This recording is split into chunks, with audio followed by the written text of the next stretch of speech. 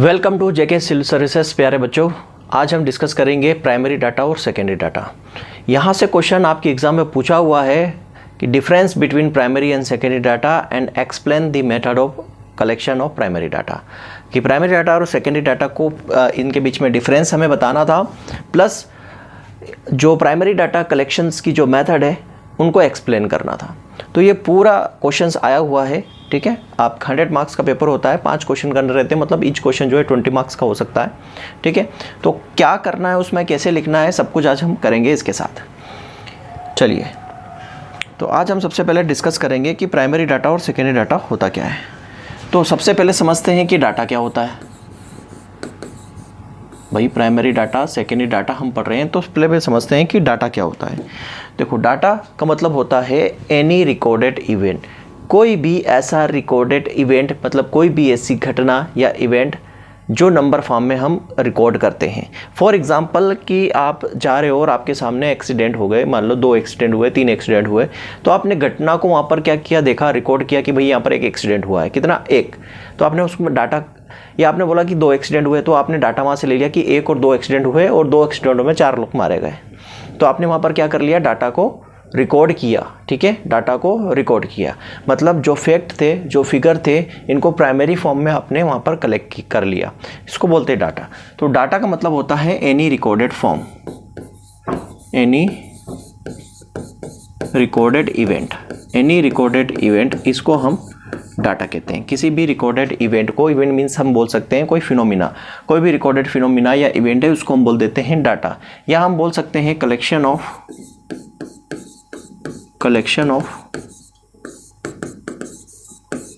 Figure and facts in primary form,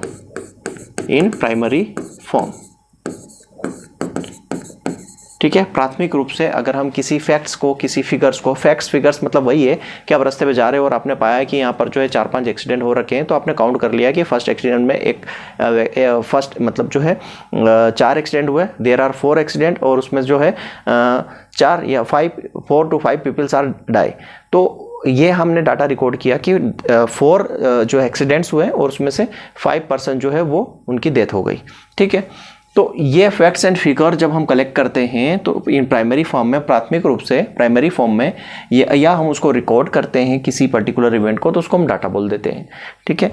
अब ये data बच्चा 2 प्रकार का होता है, ठीक है। 2 types of data, 2 types of data, ठीक है। डाटा जो है 2 प्रकार का आपको देखने को मिलेगा। कैसा? एक आपको मिलेगा बच्चा प्राइमरी डाटा और एक मिलेगा सेकेंडरी डाटा, जिसके बारे में ही हमें आगे पढ़ना है। एक आपको मिलेगा क्या, प्राइमरी डाटा,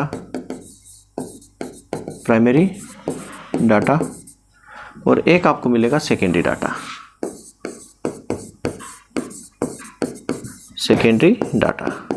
2 प्रकार के डाटा आपके सामने देखने को मिलेंगे, ठीक है। There are 2 type of data, first one is primary and second one is secondary data. अब प्राइमरी डाटा, सेकेंडरी डाटा क्या होता है, इस डिफरेंट फॉर्म में ही हम यहाँ पर समझेंगे पूरा, ठीक है। क्योंकि क्वेश्चन भी इसी फॉर्म में आपसे पूछा गया है, तो इसी फॉर्म में आगे हम इसको समझेंगे, ठीक। प्राइमरी डाटा क्या होता है एंड सेकेंडरी डाटा क्या होता है। प्राइमरी डाटा क्या होता है बच्चा, प्राइमरी डाटा जो होता है वो data collected directly from the source, ठीक है। मान लो डायरेक्टली सोर्स का मतलब यही है कि आप रास्ते पे जा रहे हो और आपने वहाँ पर 4 जो है पर्टिकुलर कोई एक्सीडेंट वहाँ पर हुआ है, तो आपने डायरेक्ट वहीं से डाटा ले लिया कि यहाँ पर एक एक्सीडेंट हुआ और इसमें एक जो है हॉस्पिटलाइज है और एक की जो है डेथ हो गई है। तो डायरेक्टली आपने सोर्स से ही डाटा ले लिया। जैसे मान लो आप हॉस्पिटल के अंदर गए, ठीक है, हॉस्पिटल के अंदर गए और वहाँ पर आपने डाटा कलेक्ट किया। क्या डाटा कलेक्ट किया कि भाई यहाँ पर इतने पेशेंट आईसीयू के अंदर है, इतने पेशेंट जनरल वार्ड के अंदर है, इतने पेशेंट इमरजेंसी के अंदर है। तो डायरेक्टली आपने सोर्स से ही डाटा लेकर आ गए, डेट इज ये है आपका प्राइमरी डाटा, ठीक। तो हम बोल सकते हैं data collected directly from the source, ठीक है। Data collected directly from the source, directly from the source, इसको हम बोलेंगे क्या, प्राइमरी डाटा, ठीक है। ये पॉइंट नंबर 1 है आपका, कि जब हम सोर्स से ही डाटा को कलेक्ट करते हैं उसको हम प्राइमरी डाटा बोलते हैं। जैसे मैंने बोला कि आप गए हॉस्पिटल, वहाँ पर आपने देखा कि नंबर ऑफ जो है पेशेंट, इतने नंबर ऑफ पेशेंट जो है वो कहाँ पर है, आईसीयू में है, इतने जो है जनरल वार्ड में है, और इतने नंबर ऑफ पेशेंट जो है इमरजेंसी के अंदर है। ये आपने सोर्स से डाटा ले लिया, मतलब हॉस्पिटल क्या हो गया, वहाँ पर सोर्स हो गया, स्रोत हो गया, सोर्स हो गया, वहाँ से आपने डाटा ले लिया। ठीक। सेकेंडरी डाटा क्या होता है, derived from the primary data with the application of statistical method. अब ये जो है सेकेंडरी डाटा किससे डिराइव्ड होता है, derived from the primary data. ये प्राइमरी डाटा से ही बनता है। ठीक है, किससे, प्राइमरी डाटा से ही बनेगा। और यहां पर क्या लग जाएगा, with the application of statistical method, with the application of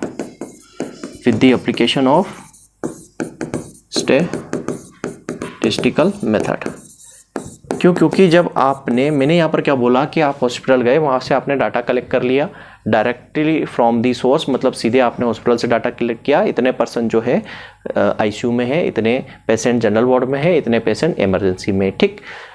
अब सेकेंडरी डाटा क्या होगा, ये आपने कलेक्ट कर लिया। अब सेकेंडरी डाटा, प्राइमरी डाटा से ही सेकेंडरी डाटा बनता है। यहाँ पर एक स्टैटिस्टिकल मेथड निकल जाएगी कि टोटल नंबर ऑफ पेशेंट इतने हैं हॉस्पिटल के अंदर, उसमें से एवरेज जो आईसीयू में है इतने, एवरेज वार्ड में है इतने, एवरेज इतना है, और ये एक रिपोर्ट बनकर तैयार हो जाएगी जो न्यूज़पेपर में आ सकती है, किसी मेडिकल जर्नल में आ सकती है। ठीक है, तो इसको बोलते हैं हम सेकेंडरी डाटा, जो प्राइमरी डाटा से ही बनता है, बट यहाँ पर टूल्स लग जाते हैं, स्टैटिस्टिकल टूल्स यहाँ पर लग जाते हैं। मान लो टूल्स का मतलब यही है कि उसमें ग्राफ बन जाएगा, फिगर बन जाएगा, बार डायग्राम बन जाएगा कि ये वाला जो बार है ये जो आईसीयू वाले पेशेंट का है, ये वाला बार कुछ इस तरीके से। ठीक है, फैक्ट फिगर बन जाता है ये इस तरीके से। ठीक है, ये कि भाई ये आईसीयू वाले का है, ये जनरल वार्ड का है, ये इमरजेंसी पेशेंट का है, ये ऐसा पूरा छप के आ जाएगा, ऐसा पूरा छप के आ जाता है। जिस न्यूज़पेपर में हम देखते हैं ना, पूरा डायग्राम के साथ छप के आ जाता है फैक्ट्स एंड फिगर, तो वो छप के आ रहा है, वो सेकेंडरी डाटा होता है, लेकिन बनता है वो प्राइमरी डाटा से। ठीक। अब ये जो है प्राइमरी डाटा, ये first time collected by the investigator. ठीक है, क्या होता है ये, ठीक, ये क्या होता है, first time collected by the investigator. Investigator के द्वारा फर्स्ट टाइम कलेक्ट किया हुआ डाटा जो होता है वो प्राइमरी डाटा होता है। जैसे मैंने बोला, आप गए हॉस्पिटल और आपने वहाँ से डाटा लिया, तो पहली बार ही लिया है कि जनरल में इतने हैं, आईसीयू में इतने हैं, और इमरजेंसी में इतने पेशेंट हैं, तो फर्स्ट टाइम कलेक्ट किया हुआ डाटा क्या कहलाता है, प्राइमरी डाटा कहलाता है। और ये derived from the existing data, ये क्या होता है, derived from the existing data. ठीक है, किससे होता है ये, derived from the existed data. ठीक है, पहले से जो मौजूद डाटा है, मतलब कि जो प्राइमरी डाटा है उसी से ये बनता है। क्लियर है। अब जो प्राइमरी डाटा होता है बच्चा, ये फैक्चुअल होता है, फैक्चुअल एंड ओरिजिनल। ठीक है, फैक्चुअल एंड क्या होता है, ओरिजिनल होता है। ठीक है, मतलब जो भी आपने वहाँ पर आंखों से देखा और देखकर जो चीज़ें कलेक्ट की, वो वाकई में फैक्चुअल और ओरिजिनल होती है, रियल होती है। ठीक है, लेकिन जब हम सेकेंडरी डाटा में आते हैं, तो सेकेंडरी डाटा में क्या होता है, यहाँ पर हम जो ये डाटा आपने कलेक्ट किया, इसका हम करते हैं एनालिसिस एंड क्या करते हैं, इंटरप्रिटेशन। क्या करते हैं, इंटरप्रिटेशन करते हैं, इंटरप्रिटेशन ऑफ प्राइमरी डाटा। तो ये क्या होता है, ये आपने ओरिजिनल डाटा जो कलेक्ट किया है उसको यहाँ पर आप क्या करते हो, लाकर टेक्निक लगाते हो, टूल्स लगाते हो, और उस डाटा को क्या करते हो, एनालाइज करते हो, और उसका एक कंक्लूजन देते हो। तो जो सेकेंडरी डाटा होता है वो प्राइमरी डाटा का एक तरीके का कंक्लूजन होता है, फाइनल रिजल्ट होता है, एनालाइज डाटा होता है। ठीक है, ये जो बच्चा रियल टाइम डाटा होता है, इसको हम बोलते हैं real time data. Real time data होता है primary data, real time data. क्यों रियल टाइम, जब आप जा रहे हो और जाकर ही वहाँ से डाटा कलेक्ट कर रहे हो, मतलब ऑन दी स्पॉट जाकर आप डाटा कलेक्ट कर रहे हो, मतलब रियल टाइम डाटा है। अब यहाँ पर क्या हो रहा है, आप डाटा कलेक्ट करके ले आए, उसके बाद लाकर कंप्यूटर में डालकर वहाँ पर आप कुछ एनालाइज वगैरह कर रहे हो, तो ये प्रोसेस हो गई बात की। तो ये जो डाटा होता है सेकेंड डाटा, ये पास्ट डाटा होता है, पास्ट डाटा या पास्ट फॉर्म होता है डाटा का। ठीक है, नेक्स्ट पॉइंट की बात करें तो ये जो होता है ये रॉ डाटा होता है। एकदम जो है रॉ डाटा होता है। क्यों? क्योंकि यहाँ पर किसी प्रकार का टूल्स एंड टेक्निक लगी नहीं हुई है, जो एक्चुअल में आपने कलेक्ट किया हुआ है वही है, मीन्स ये रॉ है। यहाँ पर किसी प्रकार का कोई फाइनल रिजल्ट नहीं है, किसी प्रकार का कोई एनालाइज नहीं किया गया है, तो ये रॉ डाटा होता है। और ये जो डाटा होता है ना बच्चा, इसको बोलते हैं रिफाइंड डाटा। रिफाइंड डाटा मतलब अब यहाँ पर इस रॉ डाटा के अंदर अगर मान लो कोई एरर आ गई, उसको निकाला गया है, यहाँ पर स्टैटिस्टिकल मेथड लगा दी गई है और यहाँ पर ग्राफ वगैरह या जो भी फैक्चुअल एक रिपोर्ट तैयार कर दी गई है और रिपोर्ट आपके सामने दे दी गई है, तो वो डाटा जो कहलाता है एकदम रिफाइन करके आपके सामने पेश किया गया है। ठीक है, जैसे मान लो अगर आप कोई चीज़ बना रहे हो तो पहले एक रफ कागज़ पे एक रफ बना लेते हो, बोले ये कि रॉ डायग्राम है। उसके बाद जैसे कि बिल्डिंग भी बनाते हैं तो पहले कागज़ पर पूरा एक क्या बनता है, स्ट्रक्चर बनता है आर्किटेक्चर के द्वारा, उसके हिसाब से आप पूरी बिल्डिंग बनाते हो। तो बिल्डिंग जो बन जाती है वो फिर रिफाइंड हो गई और आप कागज़ पे जो बना हुआ है वो क्या है, एक प्रकार का रॉ डाटा है। क्योंकि आप जब फील्ड पर डाटा कलेक्ट करने जाओगे, कॉपी लेके जाओगे, वहाँ पे कॉलम बनाओगे हाथ से, उसमें लिखोगे ये प्राइमरी, ये इस तरीके का डाटा है, ये इस तरह का डाटा, इस तरह का डाटा, फिर उसको कंप्यूटर में फीड करके फिर एक रिपोर्ट तैयार कर देते हो। ठीक है, तो जो है वो रिफाइंड हो जाता है, पूरी तरीके से चेंज हो जाता है। ठीक है, पर्पज की अगर बात करें तो पर्पज क्या है प्राइमरी डाटा का? प्राइमरी डाटा का पर्पज क्या होता है? To address the problem. To address the problem, किसी पर्टिकुलर प्रॉब्लम को एड्रेस करना है इसका। भाई आप जा रहे हो डाटा कलेक्ट क्यों कर रहे हो? क्योंकि वहाँ पर कोई एक सिचुएशन है, कोई एक प्रॉब्लम है, उसको लोगों के सामने लाना। जो न्यूज़पेपर में आप देखते हो ना, चीज़ें एकदम फैक्ट एंड फिगर के साथ आती है सामने आपके, तो वो क्या होता है एक्चुअली कि पर्टिकुलर प्रॉब्लम का वो एनालाइज करके दिया हुआ पार्ट है, जिससे आप समझ पाओ कि ये प्रॉब्लम चल रही है। तो इसका मेन पर्पज होता है टू एड्रेस द प्रॉब्लम को लोगों के सामने लाना। और यहाँ पर ऐसा कुछ नहीं है अदर देन, ऐसा हम बोल सकते हैं other than address the problem. Other than address the problem को एड्रेस करने के अलावा यहाँ पर चीज़ें आती है। ठीक है, तो ये एक पर्पज हो गया कि क्या है इसका मेन, क्या करना है। फिर बाकी चीज़ें आती हैं यहाँ पर, जैसे मान लो अगर प्राइमरी डाटा कलेक्ट करोगे तो ये आपको लगेगा अच्छा खासा टाइम, ये लेगा टेकिंग टाइम। ठीक है, हार्ड भी होगा, टफ भी होगा, प्लस ये होगा कॉस्टली, इसमें पैसा भी ज़्यादा खर्च होगा। क्योंकि आप जाओगे फिजिकली जाकर डाटा कलेक्ट करोगे तो पैसा ज़्यादा लगता है। ये रैपिड होता है, इसको हम बोल सकते हैं ये बिल्कुल रैपिड है, रैपिड एंड ईजी। क्यों है? क्योंकि आपने डाटा कलेक्ट करके लाके दे दिया है, वो सीधे कंप्यूटर में डालेगा और सीधे सॉफ्टवेयर लगाएगा और एनालाइज करके रिपोर्ट आपको दे देगा। तो ये रैपिड और ईजी भी होता है। क्लियर है? रैपिड और ईजी भी होता है। सेकेंड और नेक्स्ट बात करते हैं क्या क्या चीज़ें आ सकती है। और इसमें जो इन्वेस्टिगेटर होता है वो नीड स्पेसिफिक होना चाहिए। नीड स्पेसिफिक मतलब इन्वेस्टिगेटर के पास एक प्रॉपर नॉलेज होना चाहिए, वो स्किल्ड पर्सन होना चाहिए, ट्रेंड होना चाहिए। ठीक है, इस पे अब इन्वेस्टिगेटर नीड स्पेसिफिक हो गया। यहाँ पर नीड स्पेसिफिक की ज़रूरत नहीं है। ठीक है, इन्वेस्टिगेटर नीड स्पेसिफिक यहाँ पर नॉट रिक्वायर्ड, ऐसा कुछ रिक्वायरमेंट नहीं होती है कि वो नीड स्पेसिफिक होना चाहिए। यहाँ पर जो है primary data investigator control the data, यहाँ पर इन्वेस्टिगेटर है वो प्राइमरी डाटा को कंट्रोल करता है, यहाँ पर नहीं करता है। यहाँ इन्वेस्टिगेटर का कोई रोल नहीं होता, यहाँ पर जो है एनालाइज़र, ऐसा हम बोल सकते हैं, साइंटिस्ट का रोल होता है। क्लियर है? ये बेसिक चीज़ें हो गई। देन अब हम बात करते हैं कुछ एग्जांपल्स की। प्राइमरी और सेकेंड डाटा के एग्जांपल्स क्या हैं? ठीक है, एग्जांपल्स की बात करें तो सबसे बढ़िया है, आपने मन की बात सुना होगा। मन की बात ये आपके प्राइमरी डाटा है। ठीक है, दूसरा आप बोले तो इंटरव्यू आप ले रहे हो, किसी का सामने बिठाकर क्वेश्चन पूछ रहे हो उससे, वो आपका क्या है? प्राइमरी डाटा है। कोई सर्वे आप कर रहे हो तो वो आपका प्राइमरी डाटा है। कोई ऑब्जर्वेशन एक्सपेरिमेंट आप कर रहे हो तो वो आपका प्राइमरी डाटा है। ऑब्जर्वेशन एक्सपेरिमेंट मतलब फील्ड पर जाकर आप डाटा को कलेक्ट कर रहे हो, वो सर्वे हो गया। मतलब वही आप जाकर घर घर जाके आप पूछ रहे हो कि आपके घर में कितने मेंबर हैं, मुखिया कौन है ना, मतलब मेन जो पर्सन कौन है, फैमिली का हेड कौन है। देन फिर आएगा कितने मेंबर है, उसमें मेल कितने हैं, उसमें फीमेल कितने, उसमें लीटर कितने, ई लीटर कितने हैं, वो सर्वे। तो सब क्या आता है इसमें? प्राइमरी डाटा में आता है। यहाँ पर एग्जांपल की बात करें सेकेंडरी डाटा में, सेकेंडरी डाटा में एग्जांपल की बात करोगे तो यहाँ आ जाएगा आपका गवर्नमेंट पब्लिकेशन। गवर्नमेंट पब्लिकेशन जैसे CSO रिपोर्ट आ जाएगा, RBI की रिपोर्ट आ जाएगा, गवर्नमेंट का सेंसस आ जाता है।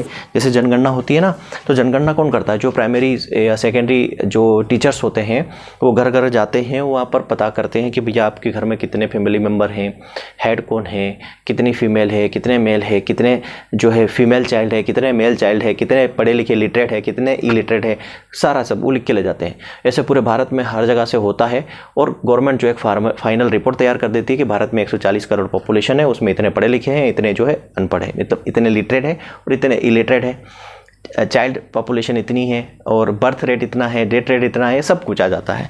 तो वो जो है किसके? गवर्नमेंट रिपोर्ट हो गई, ठीक है। दूसरा आ जाएगा प्राइवेट ऑर्गेनाइजेशन या प्राइवेट एजेंसीज होती है, प्राइवेट एजेंसीज आ जाएगा। देन और क्या हो सकता है? जर्नल्स हो सकते हैं, मैगजीन, ठीक है, मैगजीन्स ये सब आ जाएंगे इसके अंदर, ठीक है। मैगजीन के अलावा बुक्स आ जाती है, बुक्स और थीसिस आ जाती है, ETC। ये सारे क्या है? सेकेंडरी डाटा के अंदर है, जो हमें हार्ड कॉपी फॉर्म में या वेबसाइट्स भी आ जाएगी इसके अंदर। और क्या आ जाता है इसके अंदर? आपका वेबसाइट भी आ जाएगा, वेबसाइट पर भी सारी इंफॉर्मेशन आपको मिल जाती है, ठीक है। लेकिन वेबसाइट पर डालने से पहले वो कहीं ना कहीं से कलेक्ट की हुई रहती है, तो प्राइमरी डाटा के थ्रू कलेक्ट करते हैं उसको, ठीक है, और उसके बाद पब्लिश कर देते हैं किसी वेबसाइट पर या सब जगह पर। तो ये हम बोल सकते हैं क्या? ये आपके सेकेंडरी डाटा है। ये प्राइमरी डाटा हो गया, ये सेकेंडरी डाटा हो गया। तो प्राइमरी डाटा क्या होता है, सेकेंडरी डाटा क्या होता है, ये बखूबी हमने अच्छे से समझा, ठीक है। ये एक तरीके से छोटा सा ओवरव्यू आप ले सकते हो यहाँ से छोटा करके। तो हमने पूछा डाटा क्या होता है, कोई भी रिकॉर्डेड फॉर्म होता है उसको हम डाटा बोल देते हैं। दो प्रकार का होता है, प्राइमरी और सेकेंडरी। प्राइमरी हमने बोला जो डायरेक्ट सोर्स से हम कलेक्ट करते हैं वो प्राइमरी है, और जो प्राइमरी डाटा पर बेस्ड होता है वो सेकेंडरी होता है, ठीक है। फर्स्ट टाइम कलेक्टेड किया हुआ डाटा इन्वेस्टिगेटर के द्वारा वो क्या होता है? प्राइमरी होता है। और जो एग्जिस्टिंग सोर्स से ही बनाया गया डाटा है वो सेकेंडरी डाटा होता है। ओरिजिनल फॉर्म में होता है प्राइमरी डाटा, जबकि ये जो होता है अपना सेकेंडरी ओरिजिनल फॉर्म में नहीं होता, ये इंटरप्रिटेशन होता है, एनालाइज करके बनाया गया डाटा होता है। ये रियल टाइम होता है, ये पास्ट टाइम होता है, ये रॉ डाटा होता है, ये रिफाइंड डाटा होता है। ये किसी प्रॉब्लम को एड्रेस करने के लिए कलेक्ट किया जाता है, और ये अदर देन जो है एड्रेस करने की जो उसके अलावा टाइम टेकिंग प्रोसेस है, ये ईजी होता है और लेस टाइम कंज्यूमिंग होता है। यहाँ पर इन्वेस्टिगेटर जो नीड स्पेसिफिक होना चाहिए, यहाँ पर ऐसी ज़रूरत नहीं है। यहाँ पर डाटा का कंट्रोल इन्वेस्टिगेटर के द्वारा होता है, यहाँ पर ज़रूरत नहीं है। एग्जाम्पल आपने देख लिया मन की बात वगैरह, ये सारा किस में आ जाएगा? इंटरव्यू वगैरह प्राइमरी डाटा में। सेकेंडरी डाटा में गवर्नमेंट पब्लिकेशन, प्राइवेट एजेंसीज, सारी जितनी भी रिपोर्ट्स आती है आपके हार्ड कॉपी फॉर्म में, ये सब आ जाएगा इसके अंदर, ठीक है। ये आप समझ गए कि डाटा क्या होता है, प्राइमरी और सेकेंडरी डाटा क्या होता है। अब बात करते हैं मेथड ऑफ डाटा कलेक्शन की, ठीक है। Method of data collection, method of data collection, method of data collection, data collection की मेथड के बारे में समझते हैं। तो मेथड ऑफ डाटा कलेक्शन पे बच्चा दो तरीके से आप समझोगे। एक पहले नंबर पे बात करूं, primary data collection method. Primary data collection method मतलब जो प्राइमरी डाटा है उसको कलेक्ट करने के लिए कौन कौन सी मेथड यूज़ की जाती है उसके बारे में पहले हम पढ़ेंगे। उसके बाद सेकेंडरी डाटा कलेक्शन की मेथड क्या है, उसके बाद क्लासिफिकेशन और टेबुलेशन के बारे में पढ़ेंगे, ठीक है। यहाँ तक की कहानी आपको समझ में आ गई। अब प्राइमरी डाटा कलेक्शन मेथड में सबसे पहले आता है हमारा पर्सनल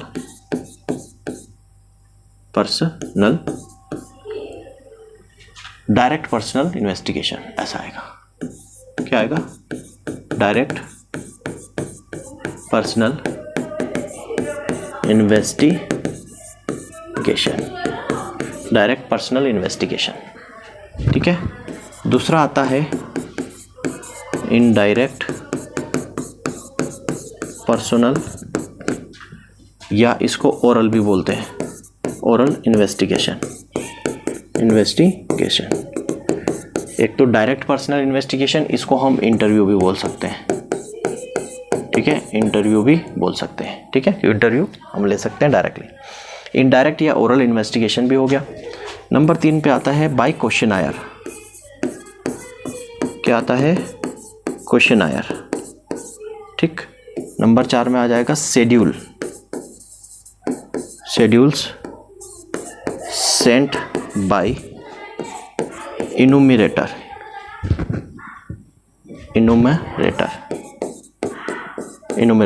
ठीक है। और नंबर 5 आ जाएगा लास्ट, लोकल करस्पॉन्डेंट या लोकल करस्पॉन्डेंट ऐसा आ जाएगा। तो ये there are 5 type of method of primary data collection. जो प्राइमरी डाटा कलेक्शन की जो मेथड है, there are 5 methods. Direct personal interview, indirect oral investigation, by questionnaire, इसमें मेल क्वेश्चनायर हम करते हैं, schedule send by the enumerator, मतलब enumerator mail method भी है, और लोकल रिस्पोंडेंट भी है। तो 1 बाय 1 इसको समझते हैं, ठीक है। 1 बाय 1 इसको हम समझते हैं, ठीक है। 1 बाय 1 इसको हम थोड़ा सा देखते हैं आगे। डायरेक्ट पर्सनल इन्वेस्टिगेशन क्या होता है? तो फर्स्ट हम बात कर रहे हैं यहाँ पर direct personal investigation. Direct personal investigation, अब देखो डायरेक्ट पर्सनल इन्वेस्टिगेशन का क्या मतलब है। यहाँ पर जो इन्वेस्टिगेटर होता है ना बच्चों, वो इन्वेस्टिगेटर क्या करता है, पर्सनली आपके पास आएगा, आपसे कांटेक्ट करेगा, पर्सनली आपके पास आकर कांटेक्ट करेगा, आपको कन्वेंस करेगा कि भाई ये मेरे क्वेश्चन है, इन क्वेश्चन का आप जवाब दीजिए प्रॉपर और ट्रूली, ठीक है। वो आप उससे पर्सनली इंटरव्यू करेंगे, सीधी सी बात, पर्सनल इंटरव्यू करेंगे। वो फील्ड पर आकर आपसे मिलेगा, आपको कन्वेंस करेगा और आपसे क्वेश्चन पूछेगा, उस क्वेश्चन के आंसर वो लेगा। ये होता है डायरेक्ट पर्सनल इन्वेस्टिगेशन या इंटरव्यू, ठीक है। अब इसमें होता क्या है, डायरेक्ट पर्सनल के फ़ायदे ये है कि आप जो रिस्पोंडेंट है उससे और अधिक क्वेश्चंस आंसर ले सकते हैं, उस आंसर को ज़्यादा एक्सप्लेन करवा सकते हैं कि भाई हमें इन्वेस्टिगेशन में और रिक्वायर्ड है, आप थोड़ा सा और इसको इलोबरेट करो, ठीक है। दूसरी चीज़ इसमें ये होगी कि आप एडिशनल इंफॉर्मेशन भी ले सकते हो। जैसे मैं अगर आपसे पर्सनली मिलूंगा तो आपके बारे में और भी जानकारी मैं पूछूंगा कि भाई आप कहाँ से हो, क्या करते हो, माता पिता क्या करते हैं, आपका इंटरेस्ट एरिया क्या है, और आप हॉबीज़ क्या है, क्या घूमना पसंद करते हो, क्या पढ़ना पसंद कर सकते हो, और एडिशनल इंफॉर्मेशन भी आप ले सकते हैं फ्यूचर में। जो अगर फ्यूचर में कभी रिक्वायरमेंट हो इन्वेस्टिगेशन के लिए तो वो एडिशनल इंफॉर्मेशन काम आ जाती है। तो ये डायरेक्ट पर्सनल इन्वेस्टिगेशन या डायरेक्ट पर्सनल इन्वेस्टिगेशन, या इसको हम बोल सकते हैं इंटरव्यू, इसको हम बोल सकते हैं इंटरव्यू, ठीक है, पर्सनल इंटरव्यू, ठीक। क्या बोलेंगे इसको, पर्सनल इंटरव्यू, ठीक है, इसको हम बोलेंगे पर्सनल इंटरव्यू। तो इन विच इसके अंदर क्या होता है, जो इन्वेस्टिगेटर होता है, ठीक है, इसमें क्या होता है, जो इन्वेस्टिगेटर होता है वो क्या करता है, कॉन्टेक्ट्स टू इन्फॉर्मेंट, इन्फॉर्मेंट मतलब जो रिस्पोंडेंट है उससे कांटेक्ट करता है, ठीक है। इन्वेस्टिगेटर कांटेक्ट करेगा किससे, इन्फॉर्मेंट से, मतलब जिससे इंफॉर्मेशन लेना है उससे क्या करेगा, उससे कांटेक्ट करेगा जिससे इंफॉर्मेशन लेना है। और इंफॉर्मेशन लेने के बाद, ठीक है, कैसे कांटेक्ट करेगा, डायरेक्टली इंफॉर्मेशन लेगा, उसके बाद क्या करेगा, टू कलेक्ट डाटा, उससे क्या करेगा, डाटा कलेक्ट करेगा, टू कलेक्ट डाटा या इंफॉर्मेशन, टू कलेक्ट इंफॉर्मेशन, उससे क्या लेगा, उससे इंफॉर्मेशन को लेगा। कैसे, by conducting on spot inquiry, on spot inquiry के थ्रू। ऑन स्पॉट मतलब कि आपके पास जिस जगह पर आप हो वहाँ पर आकर, ठीक है, आपसे कांटेक्ट करके आपसे डायरेक्टली जो है डाटा या इंफॉर्मेशन को कलेक्ट करेगा। मतलब यहाँ पर ये है कि जो इन्वेस्टिगेटर है, ये कहाँ आएगा, गोज टू फील्ड, ठीक है, कहाँ जाएगा, फील्ड पे। Personally contact to the investigator, क्या करेगा, goes to the field, field पर जाएगा, और पर्सनली कहाँ जाएगा, पर्सनली जाएगा, क्या करेगा, कांटेक्ट टू, किससे कांटेक्ट करेगा, रिस्पोंडेंट से, किससे कांटेक्ट करेगा, रिस्पोंडेंट या इन्फॉर्मेंट, रिस्पोंडेंट से। उसको क्या करेगा, कन्वीनियंस करेगा, कन्वेंस टू देम, ठीक है, उसको कन्वेंस देम टू आस्क, ऐसा, to convince them to give the answer, give the information, उसको कन्वेंस करेगा कि इंफॉर्मेशन दीजिए रिक्वायर्ड फॉर द इन्वेस्टिगेशन, जो इन्वेस्टिगेशन के लिए रिक्वायर्ड फॉर द इन्वेस्टिगेशन। जो भी इन्वेस्टिगेशन वो करना चाह रहे हैं उससे रिगार्डिंग जो भी इंफॉर्मेशन है वो उसको कन्वेंस करके वो इंफॉर्मेशन लेगा।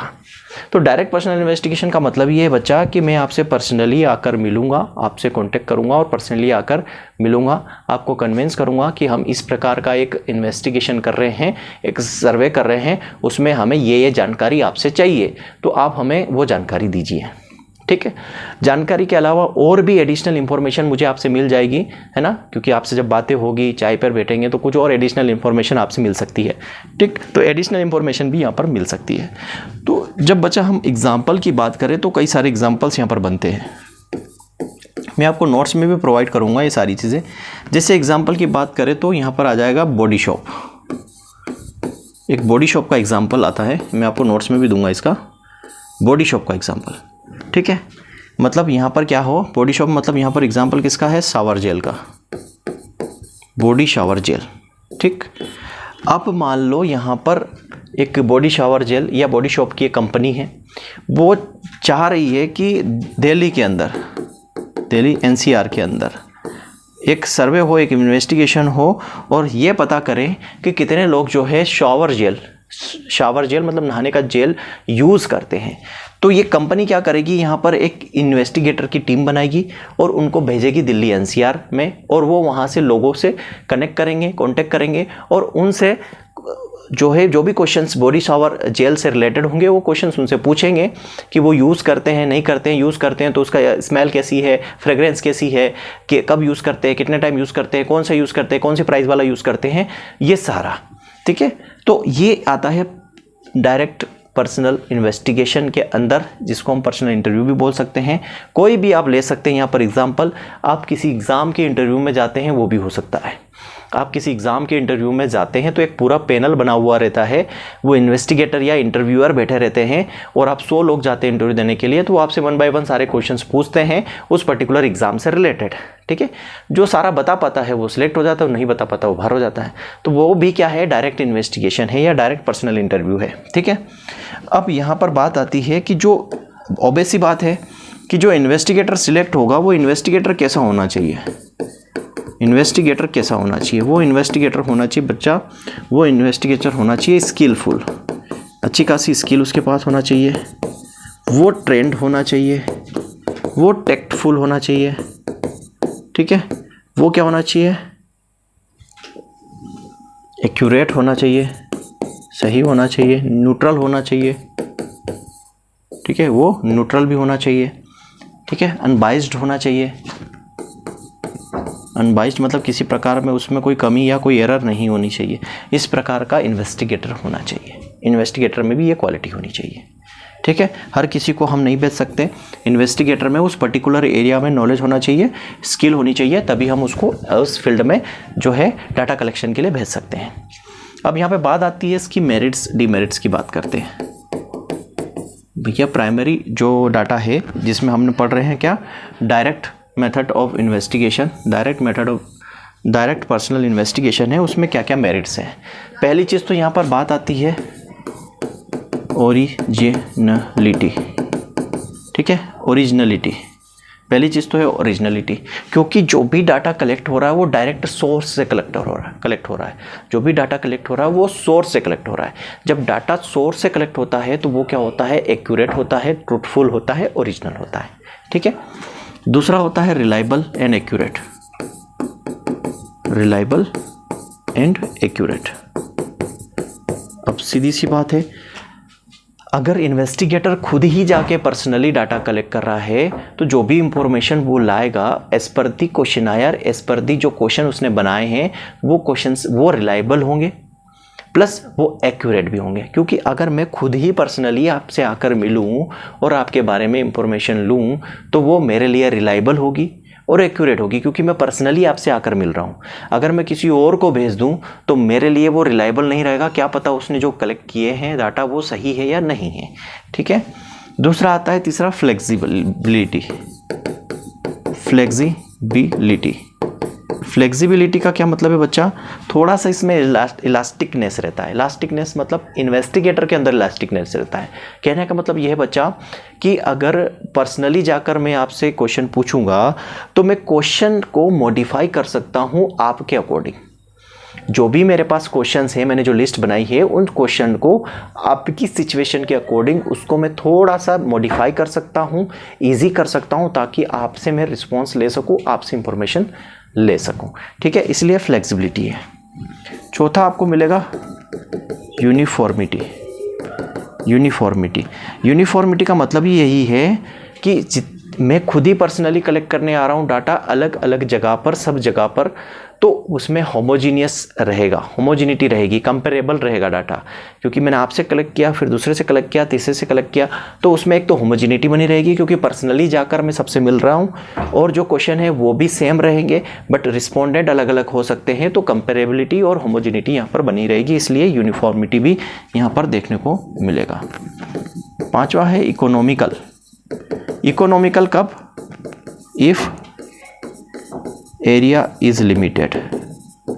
अगर आपका सर्वे का या इन्वेस्टिगेशन का एरिया लिमिटेड है, मान लो आपको एक ही विलेज में जाकर, एक ही पर्टिकुलर प्लेस पर जाकर डाटा कलेक्ट करना है, तो आपका पैसा कम खर्च होगा। मतलब एरिया लिमिटेड है तो आप वहाँ पर आपका पैसा कम खर्च होगा, वो इकोनॉमिक हो सकता है। ये सूटेबल है, suitable for all type of question, all type of question.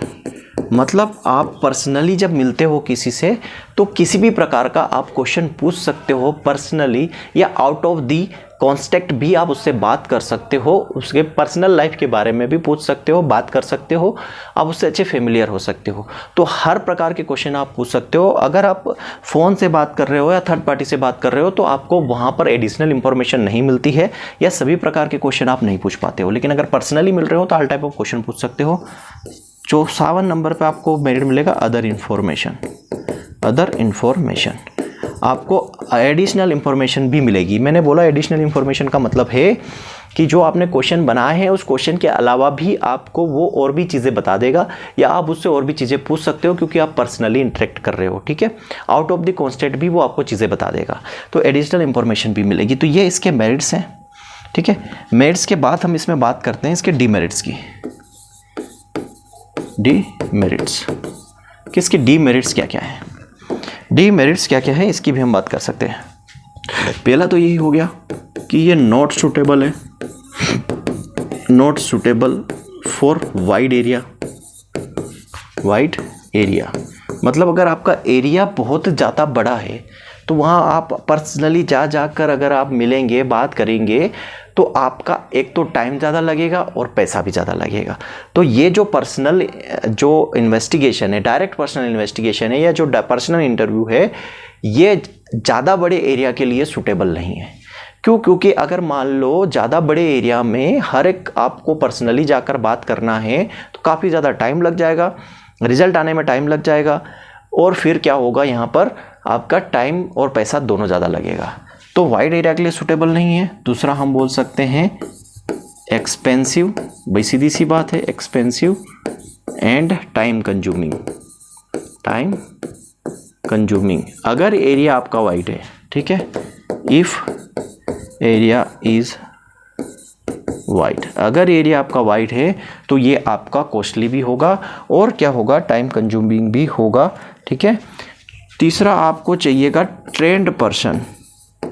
क्या चाहिएगा? Trend person. अच्छा खासा नॉलेज रखने वाला पर्सन ही आप भेज सकते हो पर्सनल इन्वेस्टिगेशन के लिए, ताकि आप उससे प्रॉपर इंफॉर्मेशन ले सको और एडिशनल इंफॉर्मेशन भी ले सको, उसको टैकल कर सको, उसको आप क्वेश्चन का आंसर करने के लिए क्या कर सको, फोर्स कर सको या उसको मना सको। इस तरीके से हम बोल सकते हैं। चौथा होना चाहिए पर्सनल प्रीजुडाइस, या इसको हम बोल सकते हैं पर्सनल बाइस।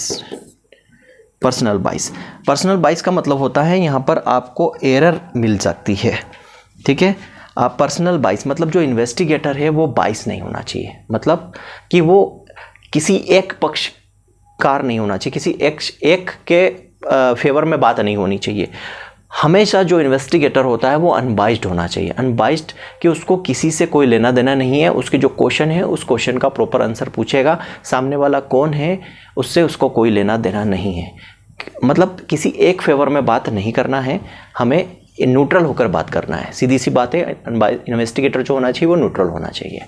तो ये वाली प्रॉब्लम्स भी वहाँ आ जाती है जब हम पर्सनली किसी से इंटरेक्ट करते हैं तो। ठीक है, अटैचमेंट थोड़ा सा हो सकता है। तो ये बच्चा हमने अभी पहली मेथड पढ़ी है डायरेक्ट पर्सनल इन्वेस्टिगेशन। क्लियर है?